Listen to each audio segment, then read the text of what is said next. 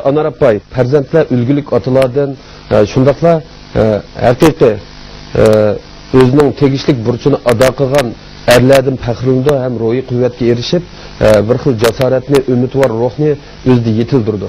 Demak, erlarningki oiladagi mavjudligi farzandlarning tarbiyalanishiga intayin muhim ta'sir ko'rsatdi. Ammo shu nuqtadan aytganda, zodi erlarning farzandlar oldidagi muqaddas o'rni va burchi zodi nimadan iborat? Bir erning oilada mavjudligi şu aile için bir hareketlendirgüç köş de bir psikolojisine adet ekan. Hakikaten erler ailelik bulup, balılık boğan deken intayin hoş buludu. Dadı oldum, ordum götürüldü dep hoş oldu. Lekin şunun bilen billa öz üstüge çoğun bir mesuliyetin artılığalığını biladigan erler mi var? Onu bilip olamaydigan erler mi var?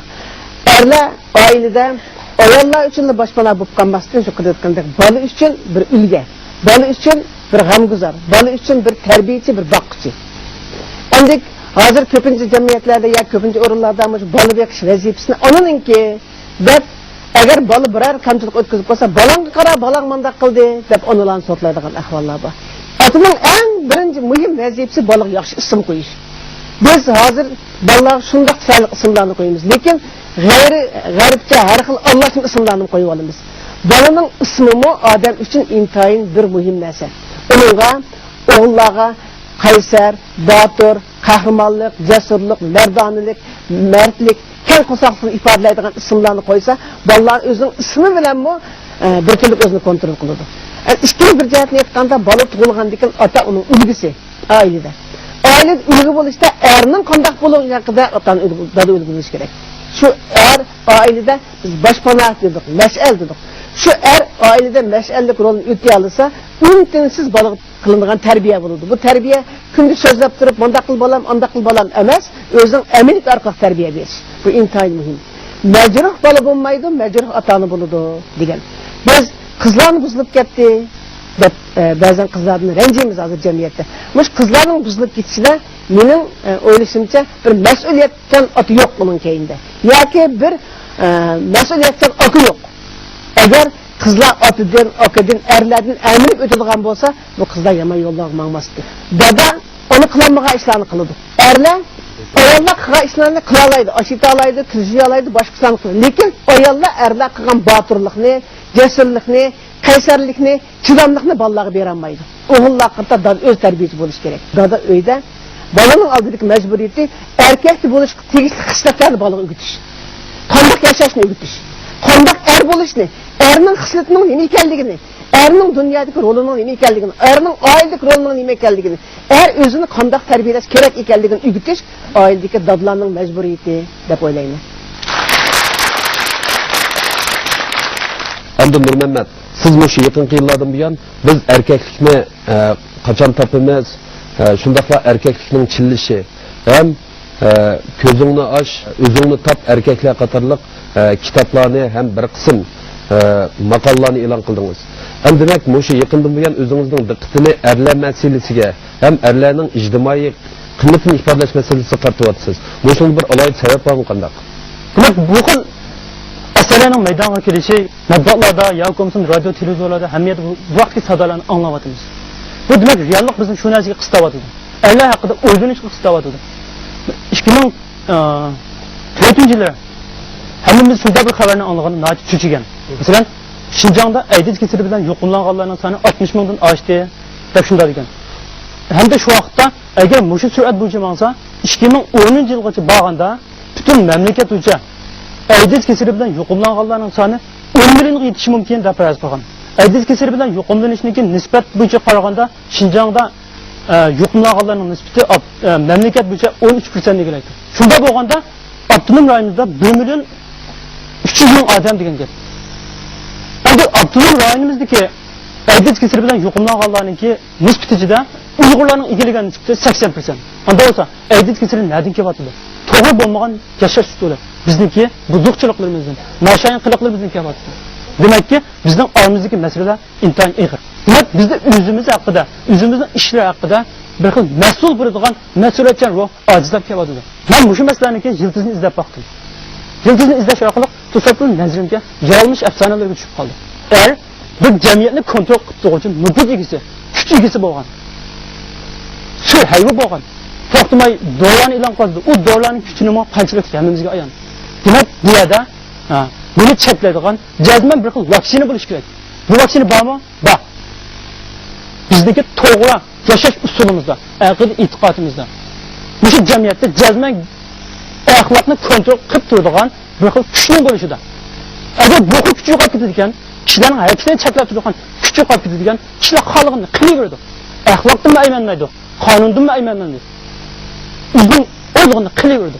Demak, men mushlar o'ylagan vaqtimda jazman o'ziningki aylik burchini saqlashi, bir oilani kontrol qila olishi, bir ayolni itoatiga ola olishi, ondan keyin bu ayol, farzand oilani yaxshi ishlab boqalish kerak ekan.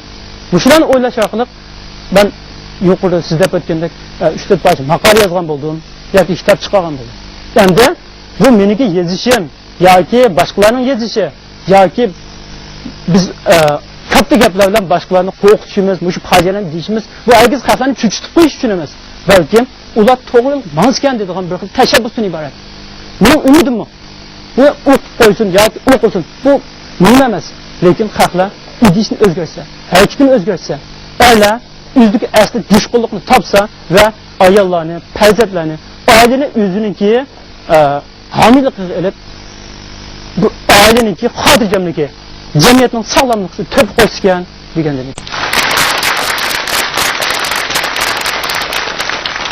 Shatta hozir hamda zamon o'zgardi. Erlarning jismoniy kuchga tayanib hokimiyatni boshqargan bir davri kamas ketdi. Endi hozir biz hozirgi davrning xarakterini bilim egligi davri deb sifatlayapmiz. Bu shunday davrda erlar tarix tunbiyan ersi gen sifatida o'ziga ta'sir qilayotgan mush jangovarlikni, jangovar ruhni qandoq davomlashtirish kerak, uni izchillikqa qilish kerak. Bu shaxtni bir tushunchaningizni anglab o'tsak. İskender Zulkarnayn Tangtaq etraflarına qo'shin tortib Yevropani zilzilib to'pchağlarını to'zitib kelgan chaqda bu elning qo'shini uning oldiga otliq chiqqan. Shu vaqtda İskender Zulkarnayn shundaq hayronlik bilan bu elning qo'shini oldiga otlarını chaptirib oldiga o'xyalarini qandoq atalasa, oqisini shundaq atalaydi ekan degan.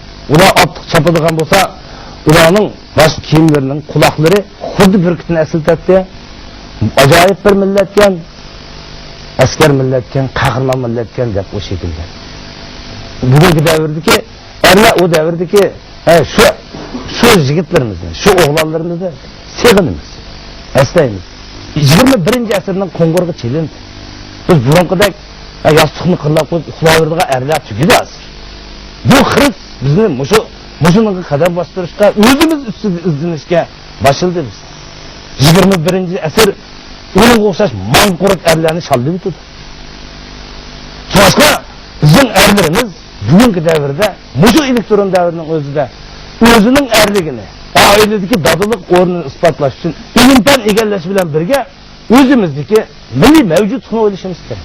Bugungi davrda yana bir xiris nima biz erlar ustida tushayotgan shaharlashish. Shaharlashishning bo'ronlari bizga shiddatli kelyapti. Mushundaq shaharlashish, mushundaq xiris oldida bütün oyalını bir kalkıp kazan beşini, kızıldıgan maşinini, vakazalarının hepsini özlük tadırış bulmayız. Bu şehirleşişinin hırsızlığını dikkat kılış gerek yani. Bizim ballarımızdan bu diyekleri yoka var. Avazları inçikle var. Bu ne? Turmuşundaki her kıl cihatin bizge tesir gösterisi, erlik tesir gösterisi. Biz müştak ahvalası da ecdatlarının ruhi bilen büyük ilimden, büyük dünya ölüşü, ortaklaşış. Musularının hemmesini birleştirip oturup özümüz üstüde kulak çıkarışımız, özümüz üstüde oynayışımız, perzentlerimiz üstüde oynayışımız gerek. Bana başına kılıp mesuliyetçen dadı boğan çağıtla biz bu cemiyette özümüzü mevcut saklap kalalayımız da böyle.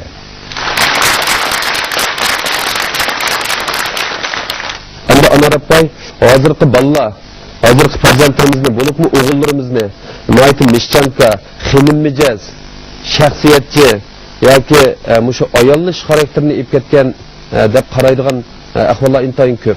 Endi bizning navbatda ma'rifimizda o'g'illar deb, qizlar deb xarakterga ega bo'lish kerak.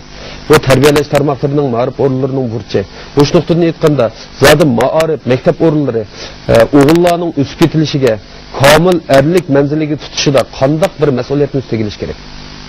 Bizning ma'rif o'rinlarimiz bo'libmi muariflik nuqsonlarni tugutish uchun muarif islohotini yo'lga qo'yib bolalarni atrofli tarbiyalashni aqliy axloqiy jismoniy go'zallik emgak jihatlarda tarbiyalashni o'rtaga qo'yib ijro qilayotgan bo'lsa-mu lekin xoslik haqidagi tarbiyamiz toza yo'lga qo'yilmayotdi.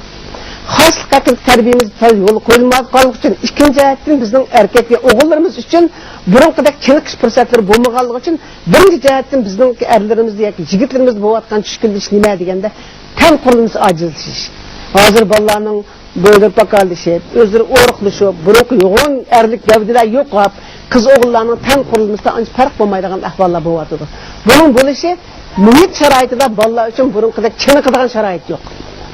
Partiyadan yaz uydan baş kompüterxona şu oturga harakat qilib bolalar. Bundaq bo'lgandan keyin bolalarda erlik xislat yoki erlik badan hozir to'liq yetilmayapti. Yani ikkinchi bir jihatdan o'g'illar xos xususiyat, qizlar xos xususiyat tarbiyasi ayrim elib berilmayapti. Gerçi biz umumyuzlik yetildirimiz deb tarbiya qo'yayotgan bo'lsak, muarif o'g'illardan zot o'g'il qanday bo'lish kerak, yigit qanday bo'lish kerak?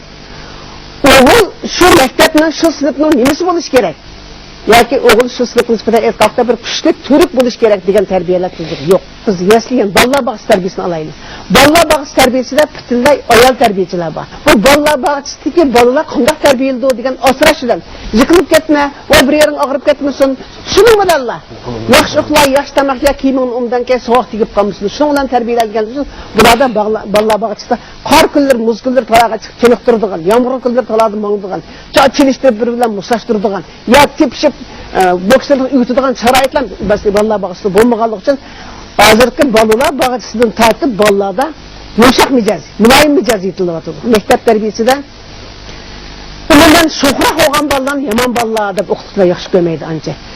O'qituvchining fikriga qarshi turadigan, o'qituvchining ba'zi ishlarga dadillik bilan fikr bera oladigan, o'z fikrini o'tirib qo'yadigan, mushtaq bo'lganligi uchun bizning bolalarimiz, tarbiyalayotgan bolalarimiz haykalga yoki shotutlar o'xshab qolyapti. Bunday deganimiz u bolalar harakat qilmay o'tgandan keyin shu sinf bir haykal bo'lib o'tirdi. Endi o'qituvchidan degan gapini o'z ayni inkos qilib bergandan keyin bu shotutga o'xshaydi, o'zining nima deyotganini o'zi bilmaydi. Onun degan hozirgi bizning muarifimizda qo'yish ideyasi kuchli. O'qituvchilar valaq so'zlaymiz, sinib kirib bolalar shuni o'rganadi, yana o'qituvchi shuni deb berdi bo'ldi. Undan keyin bolalarning vaqti baqis. Uning vaqti yo'q. Topshiriqlar intayin ko'p. Bunday bo'lgandan bu bolalar kitobdan kitobga, sinfdan sinfga uqum o'tadi. Öz aldığı tefekkür qilib, keng o'ynab, ya keng jamiyatning bir narsani o'rgana olmaydi. Shundan bolalar bo'g'ib qoladi. Bo'g'ilib qolganligi uchun o'z badanida bo'lgan ijodiy kuchni joriy qila olmaydi, yoshirin kuchni joriy qila olmaydi. Endi yoshirin kuchni joriy qila olmaganlikdan bu o'tiravergan o'g'illar qizlashib qoladi aytgan vaqtda. Harakat qilmagandan keyin. Jim o'tirib kitob ko'ravergandan keyin, material ko'ravergandan keyin, o'rganavergandan keyin bular ko'p harakat qilishni yaxshi ko'rmaydigan yavash odam bo'lib qoladi. Eng oddiy siz maktabdagi bolalarni kiyadigan formasini olaylik. Kızlarga o'xshamaydi, o'g'illarga o'xshamaydi. Keng ishlarni kiyib olgan, poldir, chapanni kiyib olgan. Buning ichida qizlik tanbami, o'g'illik tanbami buni keyindan qarshi uqulmaydi. Hozir bularning kiygan kiyimi ya o'g'ilga o'xshamaydigan, ya qizga o'xshamaydigan kiyim bo'lgandan keyin o'tirdiki g'ayr bir ishni o'g'ilda bular poldirlab ash kiyimning ichida yurib. Shuning uchun maktablarda kiyim kiyishdan tortib mengiz turibsa, sen o'g'il, sen yigit, sen qiz deb har birisi xoslik tarbiyasi birazkan. Xoslik tarbiyasi kam bo'lg'achqa ba'zan bir erkaklar yo'qolib ketadigan ahvollar bu vatan degan deb o'ylayman.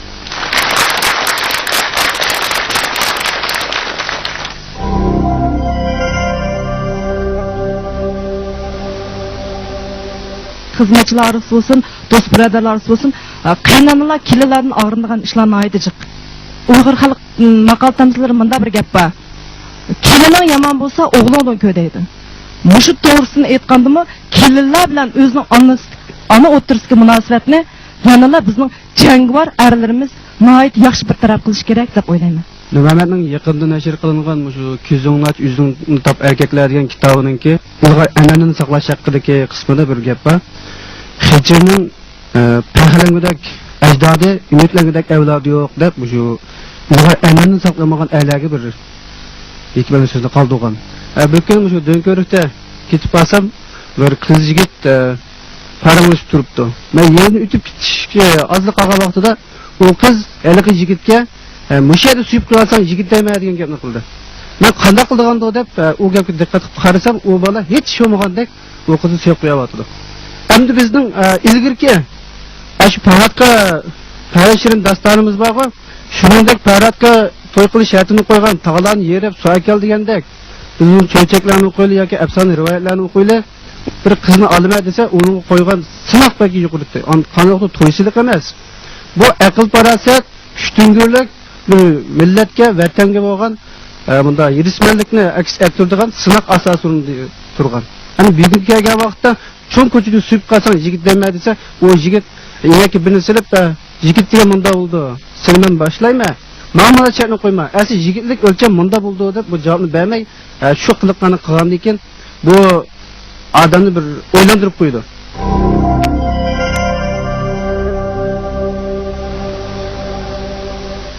Nurmat efendim, bugün kunlikda ayrim sorularda gaplar qulog'imizga kirdi. Erlerimiz ayol mijozlashib ketdi deydi. Endi nurg'un materiallardan qaravatimiz, hozir yer shari xarakterlik erlarda ayollik shodisi mavjudga. Siz mush nuqtadan aytganda erlarninki ayol mijozlashishida qanday bir ishki tashqi sabablar bo'lishi mumkin? Mush vaqtdagi ko'z qarashlaringizni anglab o'tsak. Endi yaqin yillardan beri bu yercharlashish, madaniyatning yo'g'ilishi qatorliq omillar tufaylidan butkul yerchar xarakterlik mana shunday erlarninki elastikiligi, nozuklishi bu umumlik hodisi bu maydonga keldi. Bunda cho'nqur ichki, tashqi omillar bor. Endi biz mushu omillarni selek qilgan vaqtimizda, tadqiq qilgan vaqtimizda buni bundan nuqtaga yig'inchoqlash mumkin. Birinchidan, ish taqsimoti butkul o'zgarish tufayli bo'lyapti. Masalan, bizda erlarniki badanni chiniqtiradigan, ularniki kuch-quvvatni sinaydigan ig'ir ish emgaklar azaydi. Bizdagi ko'pincha ishlarimiz asosan ishxonalarga, shaharlardagi harakat qilish miqdori oz bo'lgan tar chakimlik so'llarga surilib qaratildi. Lekin shaharlish natijasida maydonga kelayotgan turli tuman tijorat yoki bo'lmasa kasblar bizdan qo'pollikni yoki bo'lmasa aslidagidek nihoyatda qonunliqni emas, intanchilik, sipoylikni talab qildi. Mehribonlikni, yumshoqlikni talab qildi. Bu xil hol tabiiy holdan erlardagi asli jangkor jushqunlikni sal bosidi. Ya'ni suslashtirdi, muloyimlashtirdi. Lekin bizniki yemaklik iste'mol odatimiz bizlarniki badan jihatda hamda ro'yat jihatda zaiflashishimizga yana bir muhim sabab bo'ladi. Endi tadqiqotlar shuni isbotladiki, masalan, mayli qo'y bo'lsin yoki to'qi bo'lsin yoki kala bo'lsin, buni tiz bo'lgandan keyin tiz bo'dash uchun jazman uning yetildirish hormonlariga ta'sir qiladigan ximiya dorilarni berish kerak. Bularning yetildirish hormoniga berilgan dorilar ularni intan tez yetildirdi. Endi biz shuningdan chiqqan go'shtni yeymiz. Bu xil go'sht eng oldin bilan bizning yetilish hormonlarimizga ta'sir ko'rsatadi. Shuning bilan biz ko'ryapmiz. Burun 17-18 yoshlar bolalar endi etiqi balog'at yetgan bo'lsa, bizning hozirgi yoshlarimiz hatto 11-12 yoshlarda xil ish huquq qilyapti. Cho'nib qilyapti. Tan jihatda palibonlar debimiz bor. Qarasak shunda yo'g'on, simiz, xomsimiz, lekin intan ojiz. Badani intan ojiz. Chiroy intan tatranqu, qon yo'q. Badanida kuch yo'q. Bu hol tabiatda bizning yemakligimiz kelib chiqayotgandan. Undan keyin bizning nachar iste'mol odatimiz. Masalan, aroq ve tamakin iste'mol odati Uyg'urlarda intan ig'ir.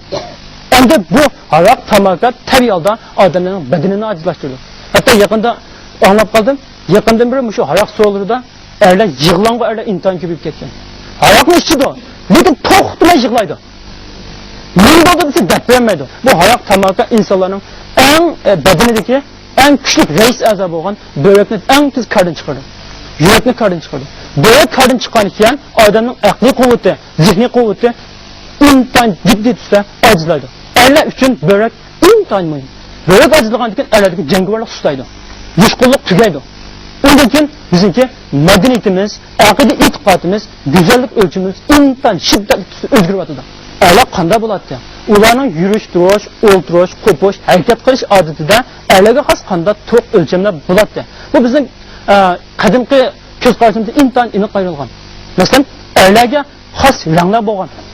Qora, ko'k, yeshil bular bo'lgan. Hozir qarasak, erlarimiz qizg'och, gullik, olichiqqa kiyimlarni kiyib olyapti. Chunki bunda bir ish bo'lgan.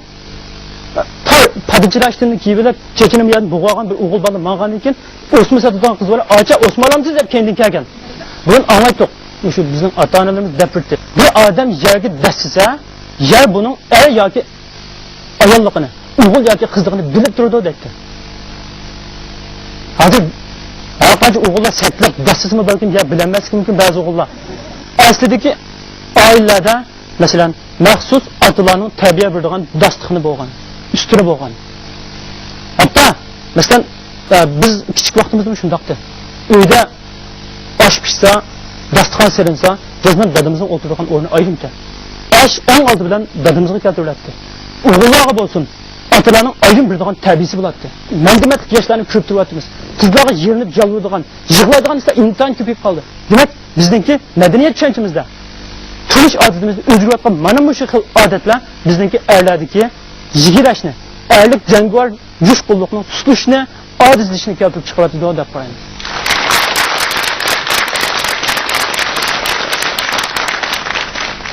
Erlar millatning oildagi vakili.